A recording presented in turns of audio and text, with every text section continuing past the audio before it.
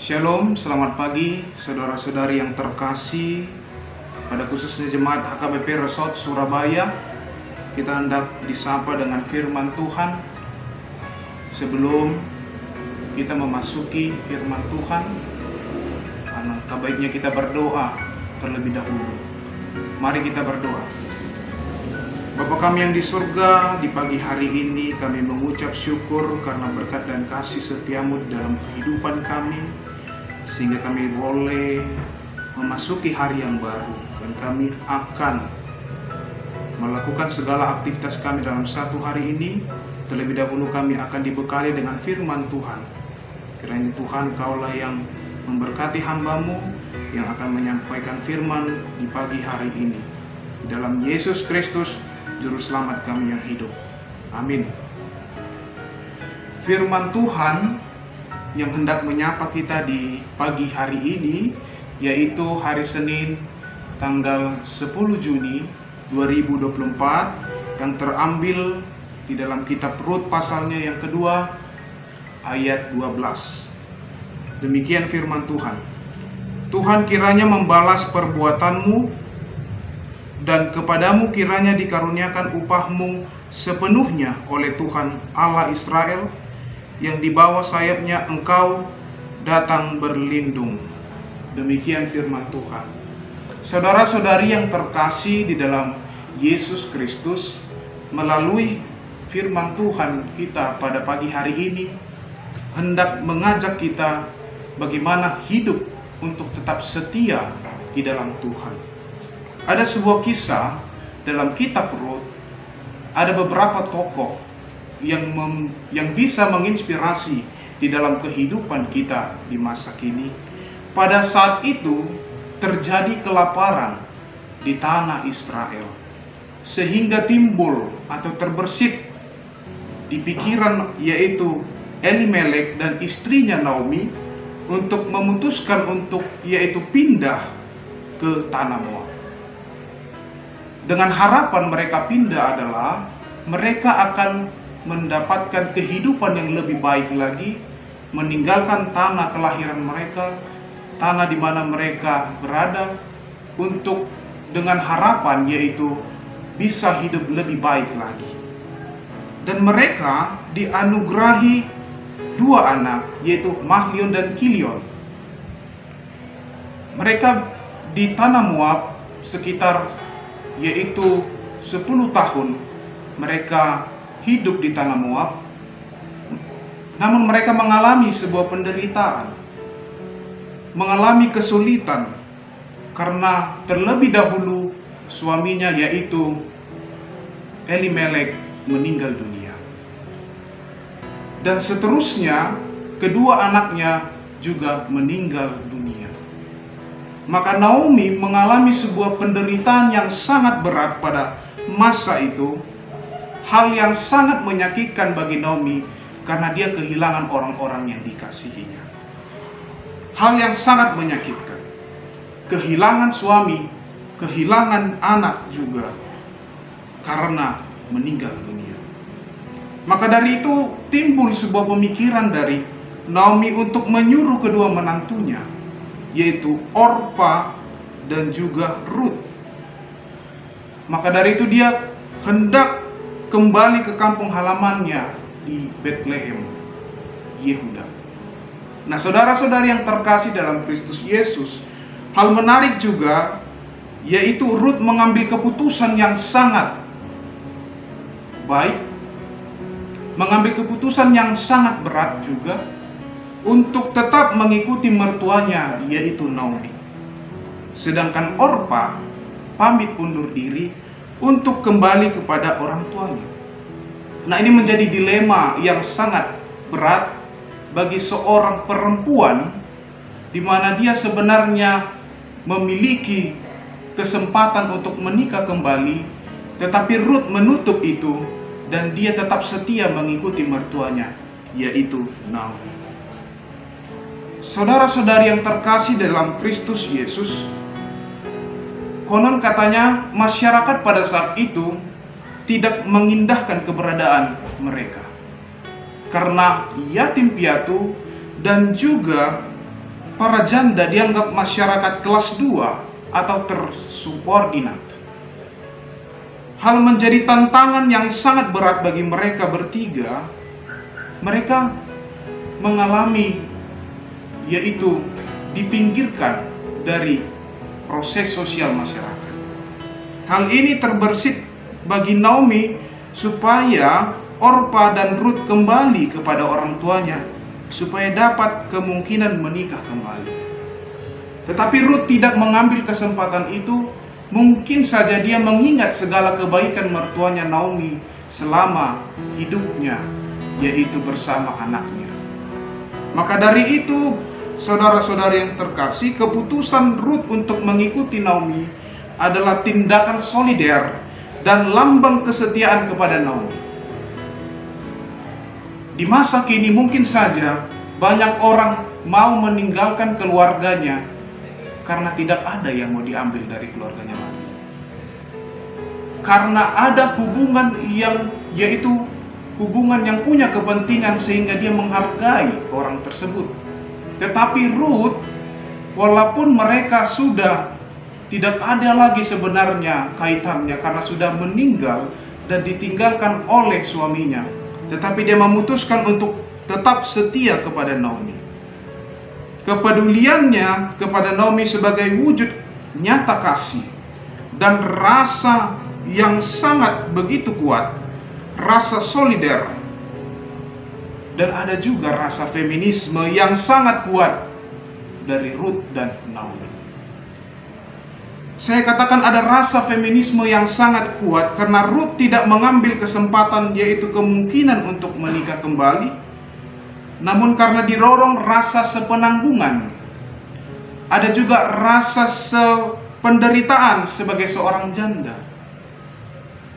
Di dalam proses titik yang terberat, Rut tetap menyatakan kesetiaannya kepada Naomi. Masyarakat Moab itu adalah masyarakat yang menyembah para dewa dan bukan menyembah Allah Yahweh. Maka dari itu, saudara-saudari yang terkasih, keputusan mengikuti Naomi bukan hanya sekedar mengikuti Naomi seorang mertuanya, tetapi dia punya komitmen yang sangat mendasar. Ia tetap mau menyembah Allah Yahweh dan setia mengikuti keyakinan bangsa Israel ataupun agama yang dipeluk oleh mertuanya. Ia setia dan tidak meninggalkan Allah. Saudara-saudari yang terkasih, Rut mau membantu Naomi dengan cara bekerja di ladang Boas. Artinya itu adalah kepedulian yang sangat berarti. Dia mengambil keputusan tetapi dia bertanggung jawab atas keputusan itu sendiri. Maka dari itu, saudara-saudara yang terkasih, Boas ini adalah saudagar yang kaya di tanah Bethlehem. Dia mengambil keputusan itu, maka dia bertanggung jawab sehingga dia mau mencari, yaitu memungut bulir-bulir jelat untuk mencukupi kebutuhan mereka. Maka dari itu, saudara-saudari yang terkasih, kita dapat belajar dari tokoh seorang Rut. Dia tetap mau setia dan tidak meninggalkan Naomi karena ada rasa yang kuat bagi mereka, karena rasa sependeritaan dan rasa sepenanggungan. Kemudian kita masuk dalam refleksi dari firman Tuhan kita pada pagi hari ini. Yang pertama adalah kita harus setia dalam penderitaan. Setia dalam penderitaan, halnya adalah penderitaan itu tidak akan selama-lamanya. Penderitaan itu kita alami saat ini memiliki limit ataupun waktu. Semuanya akan berujung. Ikom marujung dosudenai. Penderitaan yang kita alami itu tidak akan menjadi yang memagari hidup kita. Tetapi penderitaan itu sebenarnya untuk memurnikan iman kepercayaan kita. Setia kepada Allah berarti tindakan kita yang berpihak kepada orang kecil, berpihak kepada orang yang lemah. seperti Boas melihat ketekunan dari Rut, untuk yaitu mengutip jelai. Ketekunan itu membuat menjadi nilai plus yang bisa dilihat Boas, bahwa Rut tidak meninggalkan Naomi. Yang kedua adalah setia kepada Allah, berarti penderitaan tidak menjadi alasan untuk yaitu berpaling dari Allah. Jadi simbolisasi kesetiaan dari Rut adalah dia tetap setia dalam penderitaan, dalam halnya tidak meninggalkan Allah. Setia kepada Allah berarti memiliki rasa, yaitu sense of belonging, rasa saling memiliki. Karena ada rasa kasih dan rasa saling memiliki satu dan sama lainnya, maka itu akan membangun sebuah persaudaraan yang sangat kuat dan tidak terpisahkan walaupun banyak badai yang mereka lalui, termasuk Rut dan Naomi mertuanya. Yang kedua, saudara-saudari yang terkasih, jangan takut. Kenapa saya mengatakan jangan takut? Di balik penderitaan itu, Tuhan akan turut campur tangan dalam hal memberikan kekuatan dan jalan bagi orang yang percaya. Sebagai orang yang percaya, tidak ada yang perlu untuk ditakutkan. Karena di dalam kepercayaan kita kepada Tuhan, maka Tuhan akan menunjukkan jalan yang terbaik di dalam kehidupan kita. Tuhan memakai Boas untuk mengangkat harkat martabat dari Rut. Tuhan memakai orang-orang yang baik, orang-orang di sekeliling kita, menjadi saluran berkat di dalam kehidupan kita. Sekalipun dalam kondisi yang terpuruk, tetapi Tuhan akan menyediakan yang terbaik, memakai orang-orang yang baik juga untuk membantu kita di dalam sebuah penderitaan itu sendiri. Jadi Tuhan akan memulihkan seperti yaitu Rut dan Naomi dengan cara memulihkan ekonomi Israel dalam sektor pertanian, sehingga dia bisa memenuhi kebutuhan hidupnya dengan memungut jelai-jelai itu sendiri. Yang ketiga, saudara-saudari yang terkasih, pergumulan yang kita hadapi itu, baik itu persoalan ekonomi, baik itu persoalan keluarga, dan lain sebagainya. Ingatlah, Tuhan tidak menutup mata bagi orang yang setia. Tuhan tidak menutup mata bagi orang yang setia, karena Tuhan selalu memberikan yang terbaik. Karena Allah akan mendesain sedemikian rupa supaya orang yang percaya itu memberikan sebuah pernyataan bahwa Tuhan itu sangat peduli di dalam hidupnya. Ialah sang sumber itu sendiri dan sang sutradaranya. Kemudian kita harus selalu berusaha mewujudkan apa yang Tuhan kehendaki. Apa yang Tuhan kehendaki, yaitu adalah kesetiaan secara sepenuhnya kepada Tuhan. Maka dari itu, saudara-saudara yang terkasih, dari firman Tuhan ini kita diajak untuk jangan takut dan setia dalam penderitaan, dan pergumulan yang kita hadapi itu tidak menjadi alasan bagi kita untuk meninggalkan Tuhan. Amin. Kita berdoa. Bapa kami yang di sorga, kami mengucap syukur Tuhan karena Engkau telah menyapa kami melalui firman Tuhan, yaitu kisah Rut dan Naomi.